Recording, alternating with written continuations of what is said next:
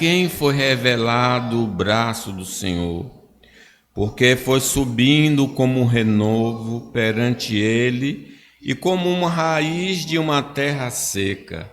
Não tinha aparência nem formosura. Olhámo-lo, mas nenhuma beleza havia que nos agradasse. Era desprezado e o mais rejeitado entre os homens, homem de dores e que sabe o que é padecer. É como um de quem os homens escondem um rosto. Era desprezado e dele não fizemos caso. Certamente ele tomou sobre si as nossas enfermidades e as nossas dores levou sobre si. E nós o reputávamos por aflito, ferido de Deus e oprimido. Mas ele foi transpassado pelas nossas transgressões e moído pelas nossas iniquidades. O castigo que nos traz a paz estava sobre ele, e pelas suas pisaduras fomos sarados.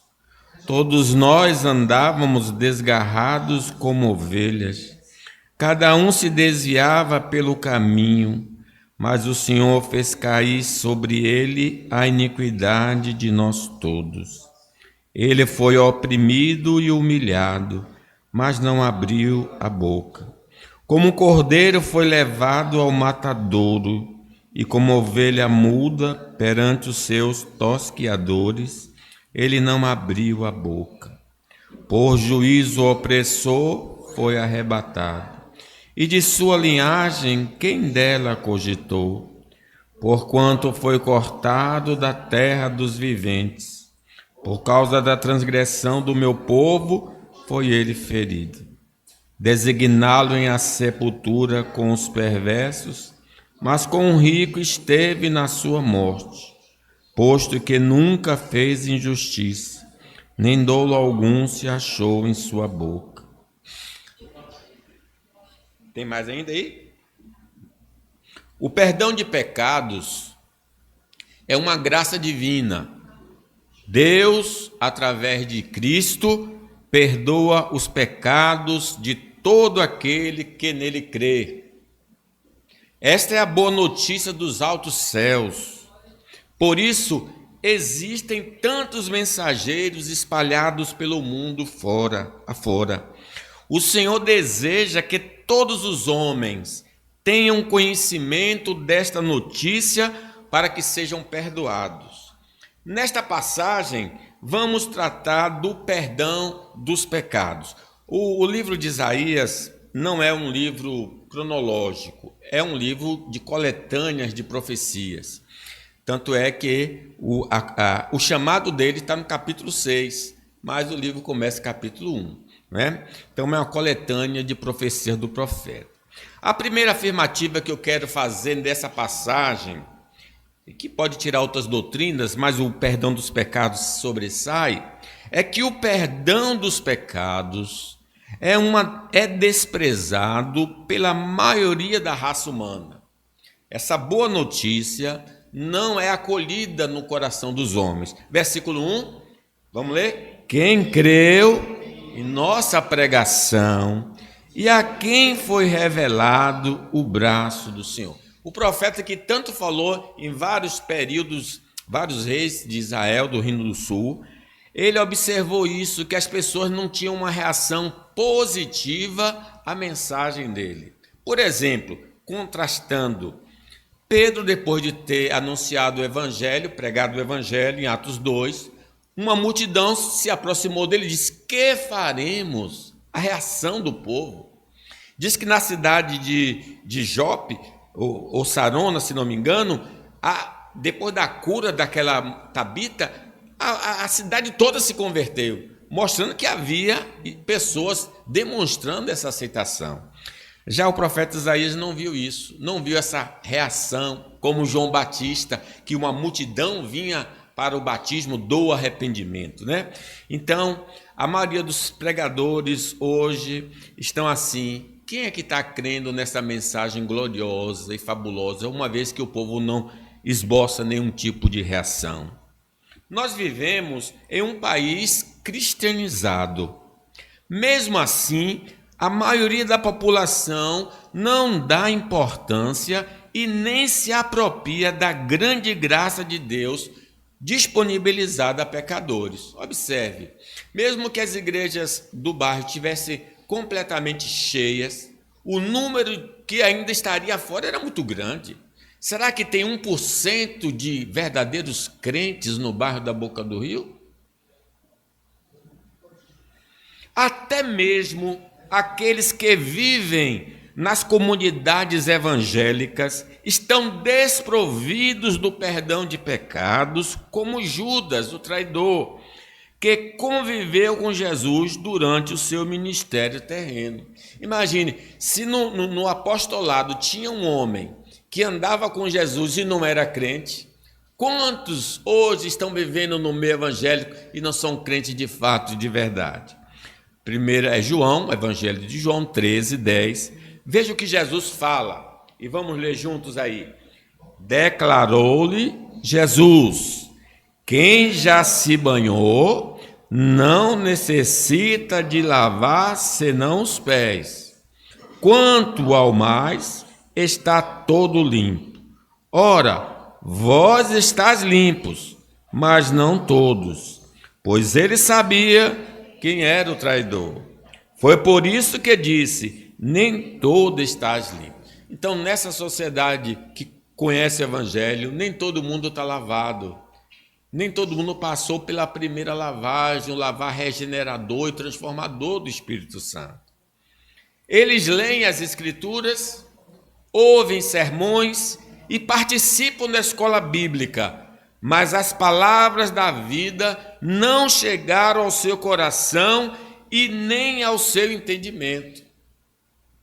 Como diz Mateus, da parábola, Mateus 13, 15, quero que vocês leiam comigo. Olha, preste atenção aí o que diz o Senhor Jesus.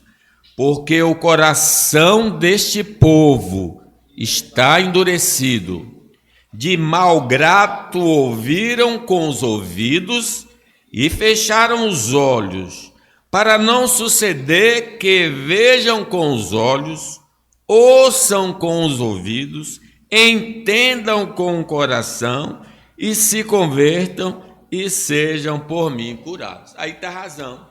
É uma pessoa que não tem disposição, não tem vontade, às vezes está até no ambiente evangélico, às vezes está até lendo a Bíblia, mas de uma maneira tão relaxada, tão displicente, que as palavras não podem penetrar nas suas vidas. No estado de pecado em que se encontra a raça humana, mortos em delitos e pecados, escravizada por forças malignas, dominada por crenças e comportamentos anti-Deus e possuidora de uma natureza pecaminosa, mesmo ouvindo as palavras da vida, não a valoriza e despreza a graça de Deus. Então, por que mesmo eles ouvindo não aceitam? Porque eles estão mortos. Os mortos não podem ouvir e viver. Como diz Efésios 4, 17. Leiam comigo que ele descreve aqui a condição do homem no pecado. Efésios 4, 17. Isto, portanto, digo, e no Senhor testifico, que não mais andeis como também andam os gentios, na vaidade dos seus próprios pensamentos, obscurecidos de entendimento, alheios à vida de Deus por causa da ignorância em que vivem, pela dureza do seu coração. É a descrição do homem morto em delitos e pecados. Essa condição é nossa desde o nosso nascimento. Ele não está falando só dos pecadores que ainda não entraram, mas essa era a nossa condição. Nesse estado de pecado, nosso interesse era puramente egoísta e pecaminoso. Não temos desejo de ouvir a Deus, nem tampouco de fazer sua vontade. Eu me lembro, eu ficava na porta da igreja da Presbiteriana da Vasco da Gama. Nunca procurei entrar na igreja. Monel jogava pedra no telhado da igreja. Vejam que coisa. Se cada um pensar aqui na sua vida passada, que era completamente desligado do Evangelho, não tinha nenhum interesse no Evangelho. Romanos 3, 10, vamos ler. Como está escrito, não há justo, nenhum sequer, não há quem entenda, não há quem busque a Deus. Mesmo assim, Deus envia seus mensageiros ao nosso encontro para nos ofertar o perdão dos pecados e a vida eterna, dizendo: o profeta Isaías, ele é o evangelista, ele pregou o evangelho. Isaías 53, de 2 a 3, leamos. Por que gastais o dinheiro naquilo que não é pão, e o vosso suor naquilo que não satisfaz? Ouvi-me atentamente, comei o que é bom, e vos deleitareis com finos manjares. Inclinai os ouvidos e vinde a mim. Ouvi e a vossa alma viverá, porque convosco farei uma aliança perpétua, que consiste nas fiéis misericórdias prometidas a Davi. Isaías pregava e o povo não tinha reação. Em nossa ignorância e com a ajuda dos mensageiros do diabo, procuramos construir uma ponte até os céus através de nossas boas obras, mas elas não nos levarão aos céus, mas ao lago de fogo. Nós pensamos que podemos ser salvos por dar dízimo, dar oferta, estar na igreja, tudo isso deve ser feito, mas não para ser salvo, porque somos salvos. Romanos diz claramente em relação às nossas boas obras. Ora, sabemos que tudo o que a lei diz, aos que vivem na lei o diz, para que se cale toda a boca e todo mundo seja culpável perante Deus, visto que ninguém será justificado diante dele por obras da lei, em razão de que pela lei vem o pleno conhecimento do pecado. É isso que a lei veio fazer, não é mostrar um caminho de salvação, é dizer que nós estamos perdidos e que precisamos de um Salvador. Por causa do nosso estado de pecado e miséria, Deus concede a alguns de nós o entendimento para compreendermos as boas novas de salvação, para sermos perdoados e salvos por Cristo Jesus. Por que nós estamos aqui? Porque Ele abriu o nosso entendimento, abriu os nossos olhos. Vejam Mateus 11, o que Jesus fala em relação a esse tema do entendimento. Leamos. Porque aquele tempo exclamou Jesus: graças te dou, ó Pai, Senhor do céu e da terra, porque ocultaste essas coisas aos sábios instruídos e as revelaste aos pequeninos. Sim, ó Pai, porque assim foi do teu agrado. Tudo me foi entregue por meu Pai. Ninguém conhece o Filho senão o Pai, e ninguém conhece o Pai senão o Filho, e aquele a quem o Filho quiser revelar. Então Deus revelou-se a nós. Que coisa gloriosa! Lembra onde você teve a compreensão que foi convertido? Em que lugar você estava? Na praça? Ouvindo um rádio, televisão, lendo um folheto, lendo a Bíblia. Naquele dia Ele se mostrou para nós. Louvado seja o nome do Senhor. Foi Deus, através da operação do Espírito Santo, que abriu o nosso entendimento para aceitarmos o Evangelho. E aí eu vou fazer referência a Lídia, lá da cidade de Filipos, Atos 16, 14. Preste atenção, leia comigo. Certa mulher chamada Lídia, da cidade de Tiatira, vendedora de púrpura, temente a Deus, nos escutava. O Senhor lhe abriu o coração para entender as coisas que Paulo dizia. Depois de ser batizada, ela e toda a sua casa nos rogou, dizendo: Se julgais que eu sou fiel ao Senhor, entrai em minha casa e aí ficai.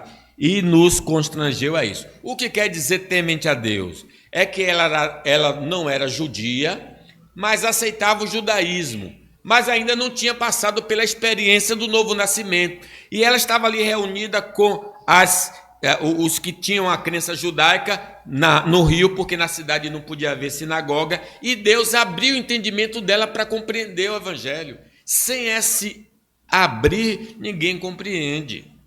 Vamos render graças ao Senhor por ter aberto os nossos olhos e ouvidos para as boas novas de salvação.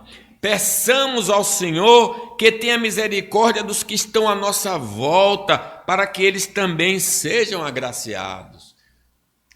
Responsabilidade humana é ir pregar o evangelho a toda criatura. Soberania é quando o crente está de joelhos. Senhor, abre os olhos para que ele entenda o que eu vou falar. Segundo lugar, o perdão dos pecados é rejeitado pela aparente fraqueza do expiador. Por que as pessoas não aceitam o evangelho? Aqui tem uma razão. Vamos ler o versículo 2. Pois o Senhor quis que o seu servo brota e vai crescendo em terra seca. Ele não era bonito nem simpático, nem tinha nenhuma beleza que chamasse a nossa atenção ou que nos agradasse. Ele foi rejeitado e desprezado por todos. Ele suportou dores e sofrimentos sem fim. Era como alguém que não queremos ver. Nós nem mesmo olhávamos para ele e o desprezávamos. É uma descrição do Senhor Jesus Cristo que chama-nos a atenção.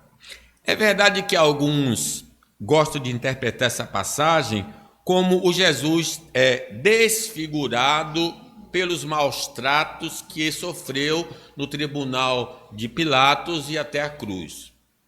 Verdade que isso pode está correto, mas eu acredito que ele vai mais além. E deixe-me explicar por quê.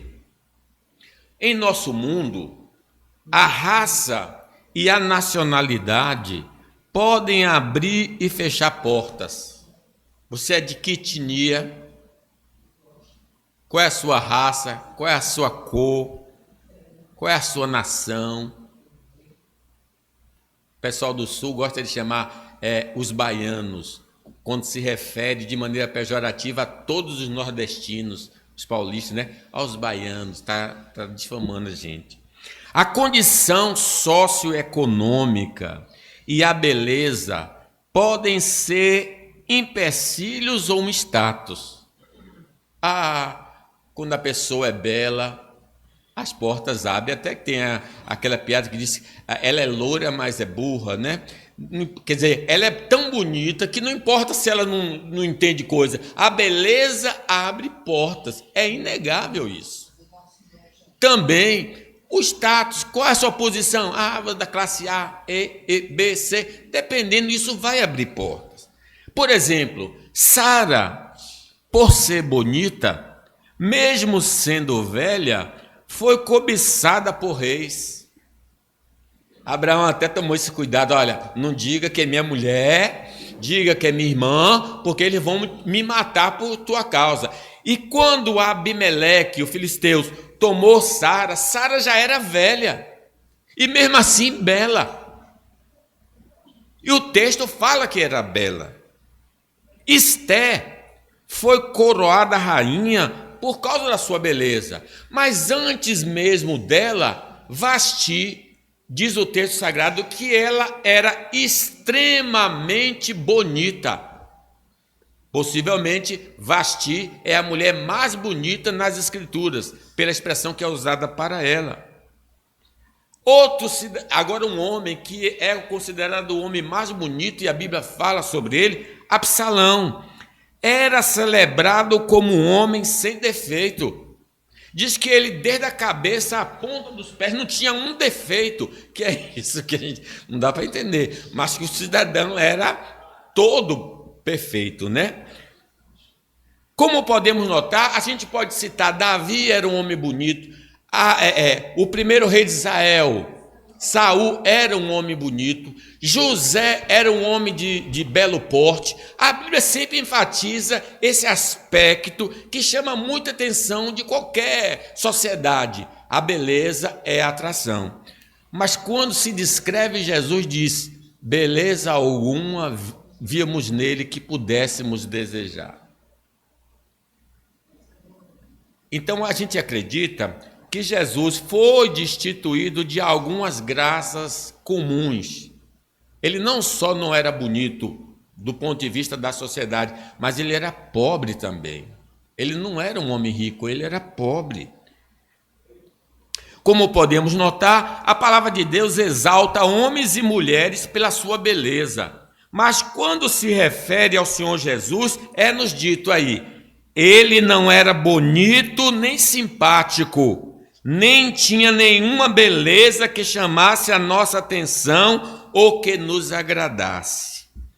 Aquele que pode perdoar todos os nossos pecados não tem atrações que a sociedade valoriza e por isso ele é ignorado. O fato de Jesus ser conhecido como natural da Galileia foi um grande obstáculo para os judeus acreditarem nele. Agora vem a questão da nacionalidade, da naturalidade dele. De que lugar você é? Qual é o seu estado? Pode dizer, se vai no sul e diz que é do Nordeste, acabou. Você diga que é de outro lugar. Então vejam, João 1, 4 a 16, vejam que a reação de Filipe ao saber que Jesus era de Nazaré. Leamos. Ora, Filipe era de Betsaida, cidade de André e de Pedro. Filipe encontrou a Natanael e lhe disse: achamos aquele de quem Moisés escreveu na lei e a quem se referiram os profetas, Jesus o Nazareno, filho de José. Perguntou-lhe Natanael: de Nazaré pode sair alguma coisa boa? Respondeu-lhe Filipe: vem ver. É como ele estivesse dizendo assim, porque o sul é capital, Galileia é o norte, então é do interior. Ele é do interior, é lá de Itabuna, é lá de Camaquã. Gente, pode sair alguma coisa que preste desse lado? É a ideia que está por detrás dessa pergunta de Natanael, né? Também sua nacionalidade, o fato de ele ser judeu, era um grande obstáculo aos povos de outras nacionalidades, porque o antissemitismo sempre esteve presente contra os judeus, por ser um povo escolhido por Deus para revelar ao mundo o perdão dos pecados. Então, olha a história dos judeus. Sabendo que o cara era judeu, é desprezado. Em qualquer época, em qualquer lugar, os judeus não são benquistos. E a razão básica é essa, porque ele foi o povo escolhido por Deus para revelar o perdão dos pecados aos homens. Romanos 9, 4, presta atenção. São israelitas? Pertence-lhe a adoção e também a glória, as alianças, a legislação, o culto e as promessas?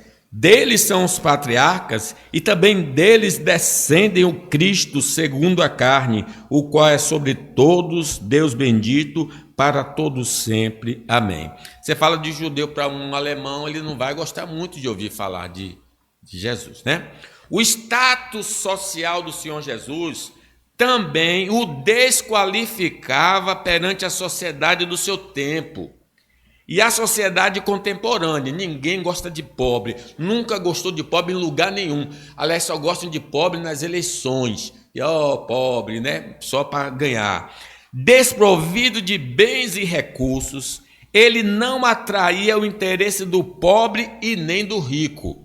Lucas 9:57 diz: indo eles caminho fora, alguém lhe disse: seguiste-ei para onde quer que fores. Olha a resposta de Jesus.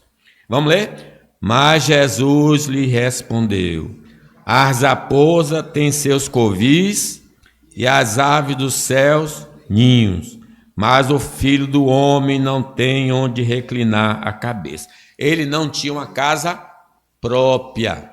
Observe que Provérbios fala em relação ao pobre. O que é que Provérbio ensina que as pessoas pensam acerca do pobre? Provérbio 19, 7.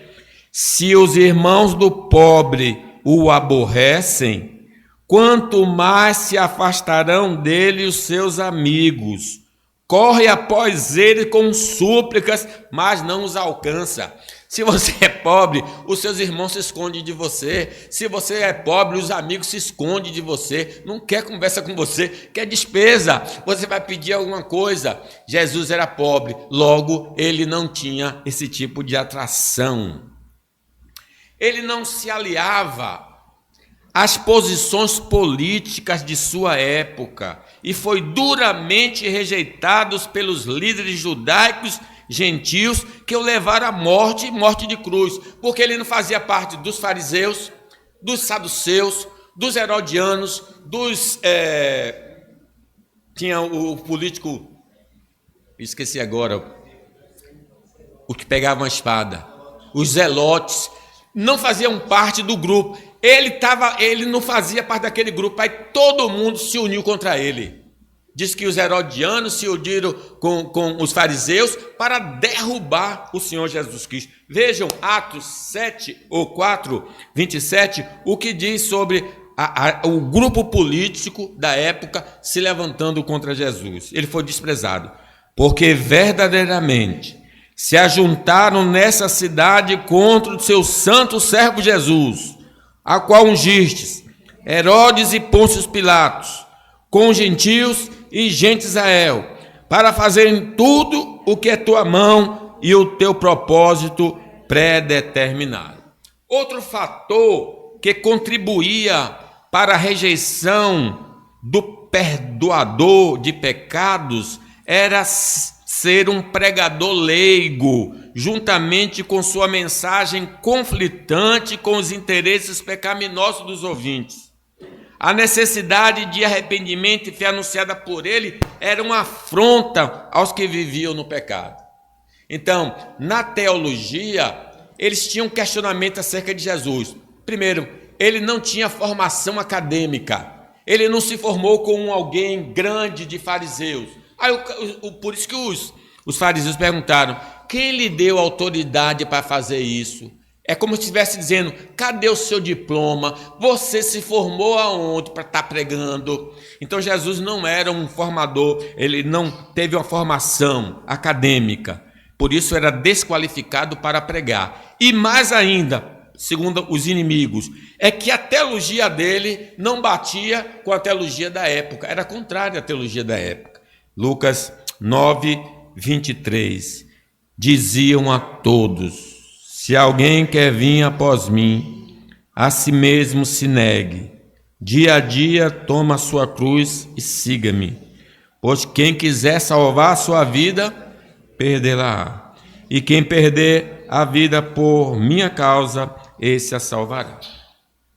Ainda em sua mensagem, a morte pregada por ele ofendia a judeus e gregos, mas o método estabelecido pelo Senhor para nos perdoar é pela morte e morte de cruz. Quando ele falou que ele tinha de morrer, todo mundo ficou escandalizado. Nós ouvimos falar que o Cristo vai permanecer, como é que você diz que ele vai morrer? Quem é esse Cristo? Mas a mensagem que ele pregou e os apóstolos pregaram é que importa que o Filho do Homem padeça e ressuscite ao terceiro dia. Como diz Coríntios 1:19, certamente a palavra da cruz é loucura para os que se perdem, mas para nós que somos salvos, poder de Deus. Porque tanto os judeus pedem sinais, como os gregos buscam sabedoria, mas nós pregamos a Cristo crucificado, escândalo para os judeus, loucura para os gentios, mas para os que foram chamados, tanto judeus como gregos, pregamos a Cristo, poder de Deus e sabedoria de Deus. Por quais motivos nós temos rejeitado o perdão de Deus em Cristo Jesus. Eles rejeitaram por essas razões que eu mencionei. Quais são os obstáculos que nos impedem de seguir fielmente a Cristo? Ele não é popular. A mensagem dele é antiquada. O que está nos impedindo de seguir a Cristo de todo o nosso coração? Se eu seguir a Jesus, vão fazer gozação da minha vida, vão mangar de mim, então eu me esquivo. A sua mensagem continua ecoando. Vamos ler? Mateus 11. Vinde a mim, todos que estáis cansados e sobrecarregados, e eu vos aliviarei. Tomai sobre vós o meu jugo, e aprendei de mim, porque eu sou manso e humilde de coração, e achareis descanso para a vossa alma, porque o meu jugo é suave, meu fardo é leve. Terceira verdade, leiam aí para mim, por favor, todos. O perdão foi pago com a vida de Jesus Cristo. Certamente, ele tomou sobre si as nossas enfermidades e as nossas dores levou sobre si. E nós o reputávamos por aflito, ferido de Deus e oprimido. Mas ele foi transpassado pelas nossas transgressões e moído pelas nossas iniquidades. O castigo que nos traz a paz estava sobre ele, e pelas suas pisaduras fomos sarados.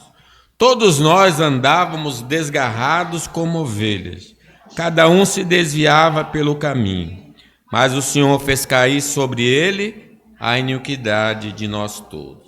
Nós não cooperamos com nada para sermos perdoados.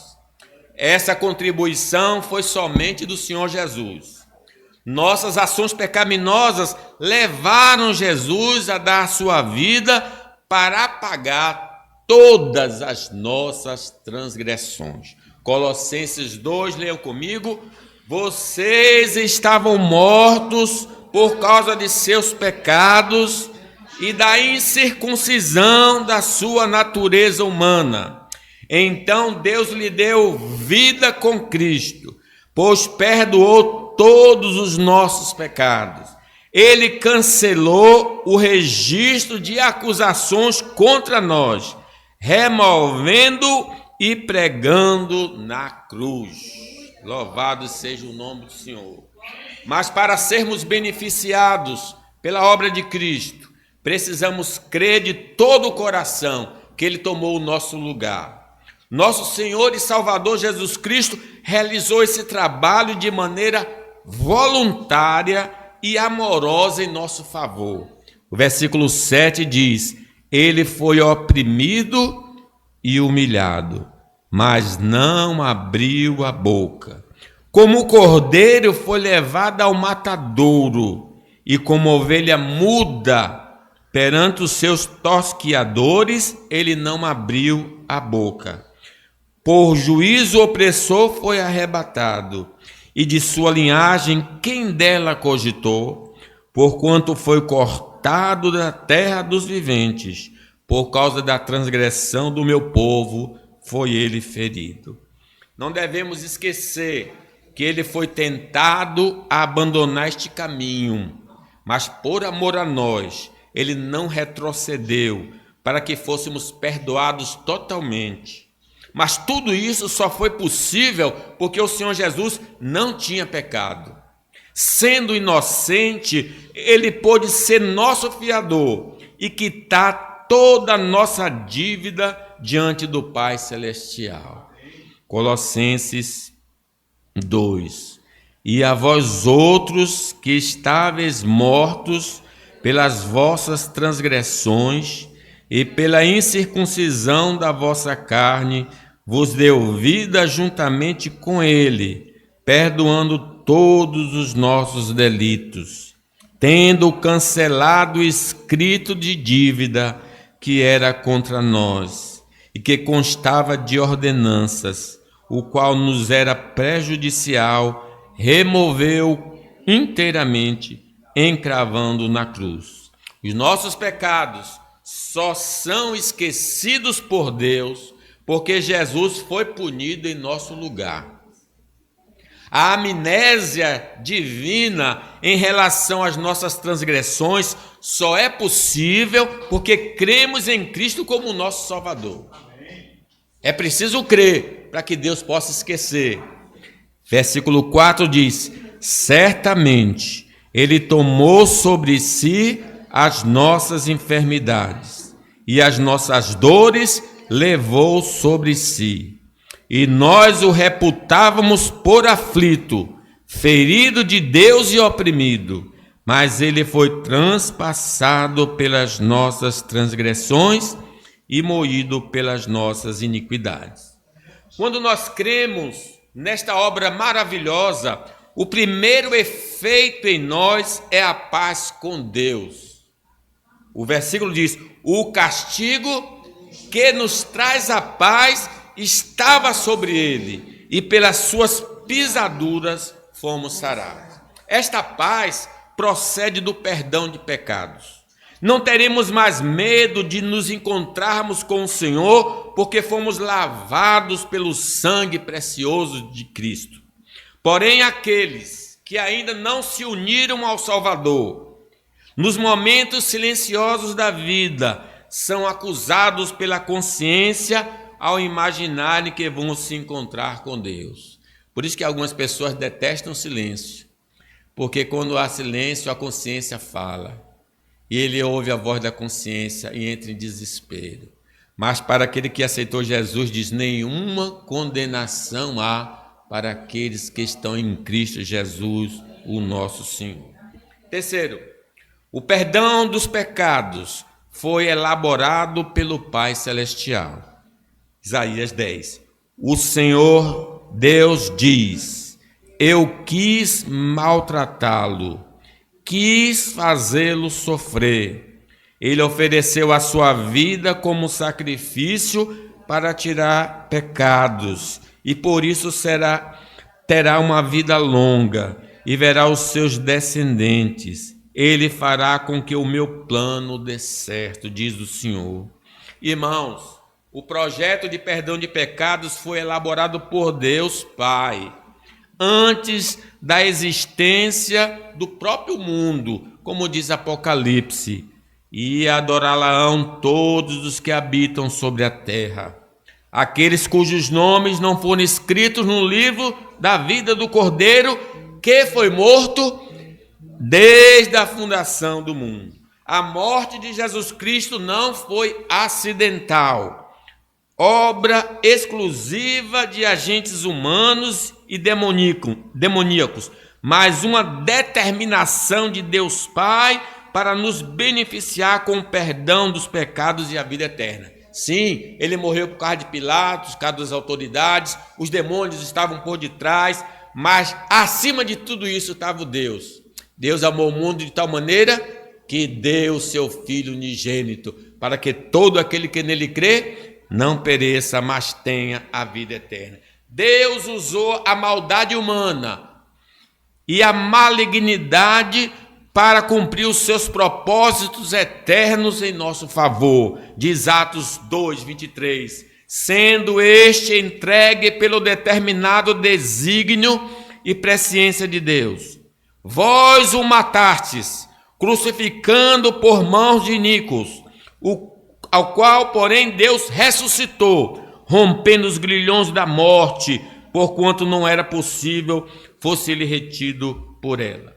Para nós, irmãos, é um grande mistério a doutrina da soberania divina e a responsabilidade humana coexistirem no mesmo evento da morte de Cristo. No mesmo texto fala que foi o homem que matou, e no próprio texto diz que foi Deus que entregou. É um mistério que a gente não sabe explicar. Deus decide, mas os homens são responsáveis pelos seus atos. Por amor, ele, aos seus escolhidos, providenciou meio para livrá-los da condenação eterna, pagando todos os seus pecados na cruz do Calvário. Efésios 2:4. Mas Deus, sendo rico em misericórdia, por causa do grande amor com que nos amou, estando nós mortos em nossos delitos, nos deu vida juntamente com Cristo. Pela graça sois salvos. Uma vez que o plano da redenção foi elaborado na eternidade, nada em nós motivou o Senhor a nos resgatar, a não ser o seu amor em nosso favor. Não tínhamos feito nem bem nem mal, então não existíamos ainda. E Tito nos diz: quando, porém, se manifestou a benignidade de Deus, nosso Salvador, e o seu amor para com todos, não por obras de justiça praticada por nós, mas segundo sua misericórdia, ele nos salvou mediante o lavar regenerador e renovador do Espírito Santo, que ele derramou sobre nós ricamente, por meio de Jesus Cristo, nosso Salvador, a fim de que, justificados por graça, nos tornemos seus herdeiros, segundo a esperança da vida eterna. Essa verdade, irmãos, destrói qualquer virtude que possamos ter como motivo de Deus para nos abençoar. Romanos 5:8 diz: Deus prova o seu próprio amor para conosco, pelo fato de ter Cristo morrido por nós, sendo nós ainda pecadores. Porque se nós, quando inimigos, fomos reconciliados com Deus, mediante a morte do seu Filho, muito mais, estando já reconciliados, seremos salvos por sua vida. Meus irmãos, mesmo depois de resgatados, não somos aptos por nós mesmos a receber qualquer benefício do Senhor, que não seja por causa de Cristo somente. O princípio permanece. Somos abençoados nesta vida e na eternidade por causa do amor de Deus e da obra redentora de Cristo Jesus. Quarto lugar, o perdão dos pecados alcançará muitos dentre a raça humana. Leamos: todavia,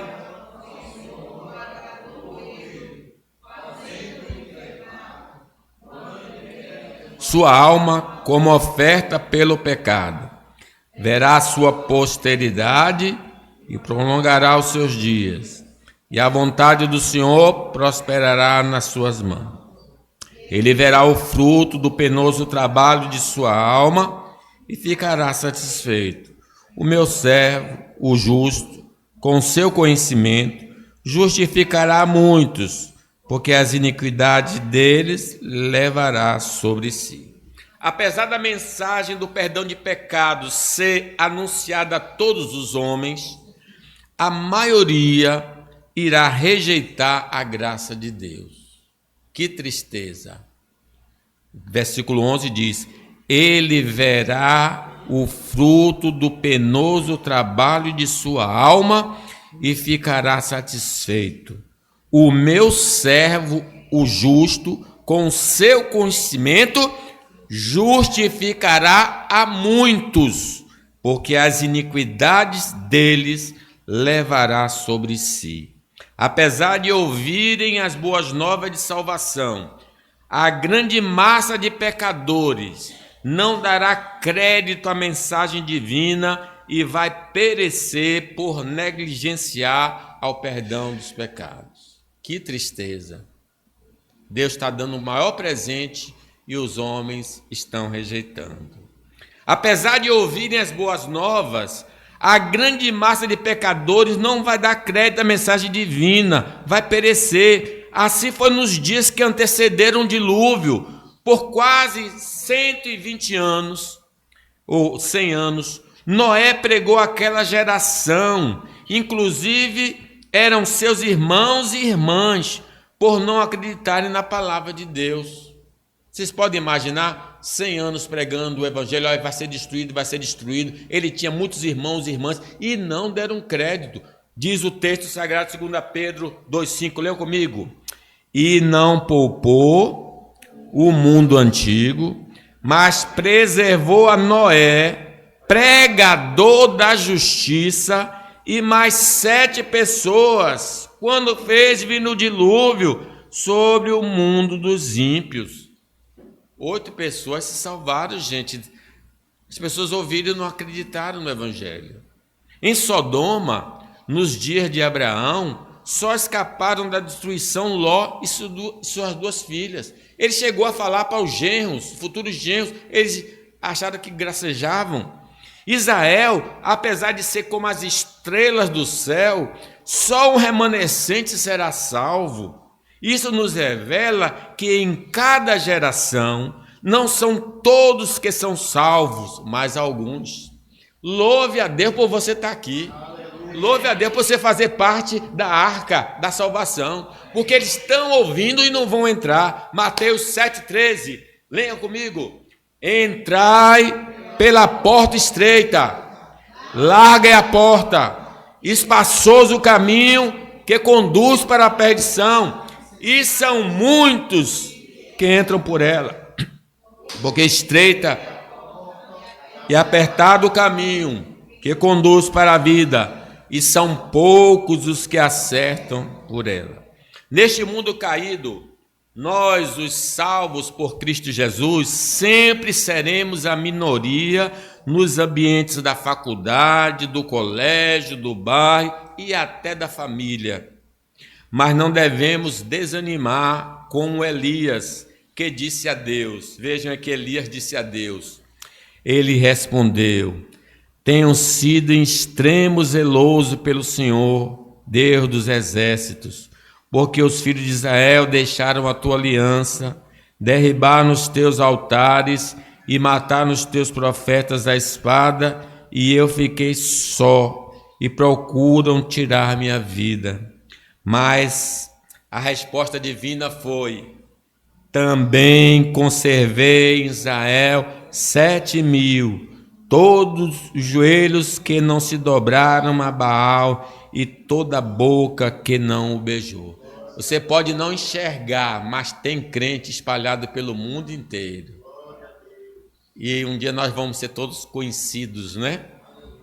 Mesmo que em cada geração sejam poucos os perdoados, no paraíso celestial estará uma multidão incontável louvando ao Senhor por tão grande salvação. Apocalipse diz: depois dessas coisas vi, eis uma grande multidão que ninguém podia enumerar, de todas as nações, tribos, povos e línguas, em pé diante do trono e diante do Cordeiro, vestidos de vestiduras brancas, com palma nas mãos, e clamavam em grande voz, dizendo: ao nosso Deus que se assenta no trono e ao Cordeiro pertence a salvação. Um dos anciãos tomou a palavra, dizendo: estes que se vestem de vestiduras brancas, quem são e de onde vieram? Respondi-lhe: meu senhor, tu sabes. Ele então me disse: são estes que vêm da grande tribulação.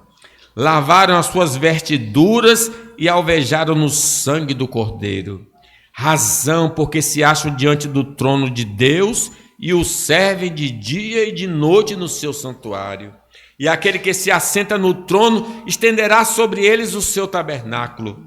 Jamais terão fome, nunca mais terão sede, não cairá sobre eles o sol, nem o ardor algum, pois o Cordeiro que se encontra no meio do trono os apacentará e os guiará para as fontes da água da vida, e Deus lhe enxugará dos olhos toda lágrima.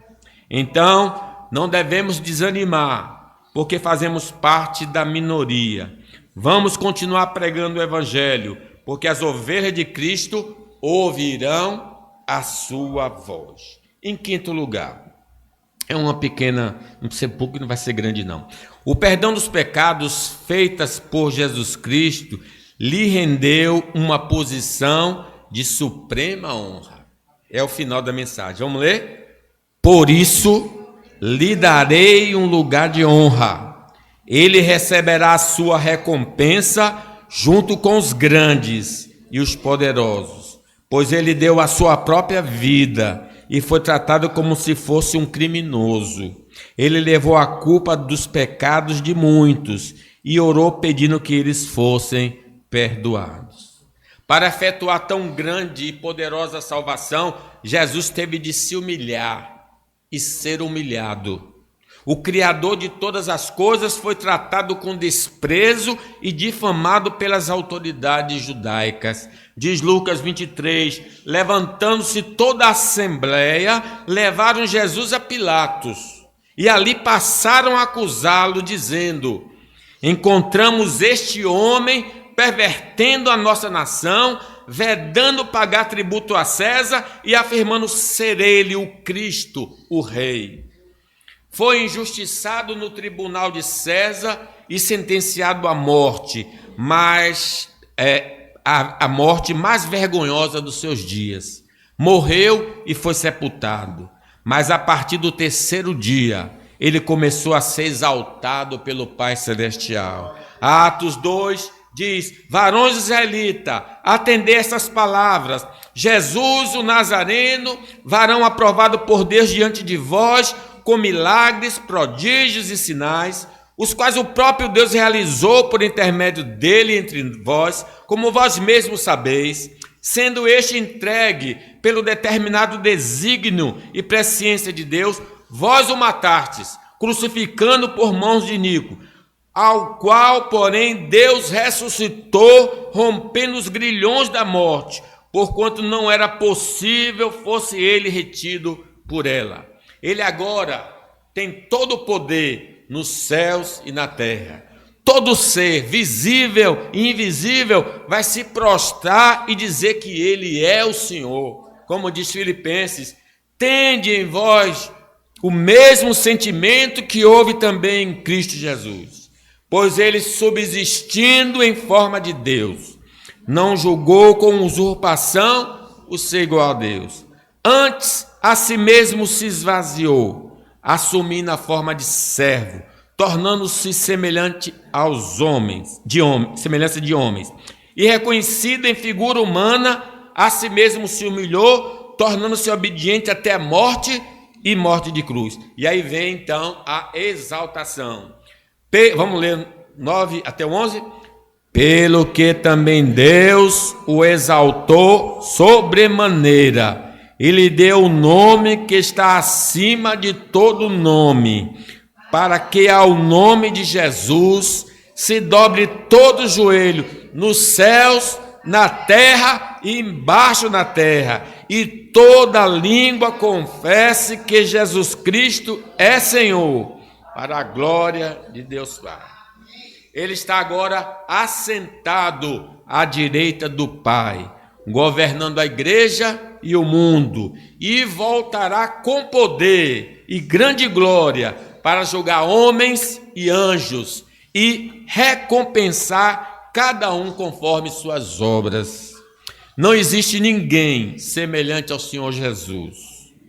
Ter comunhão com Ele é a melhor e maior decisão que podemos tomar na vida.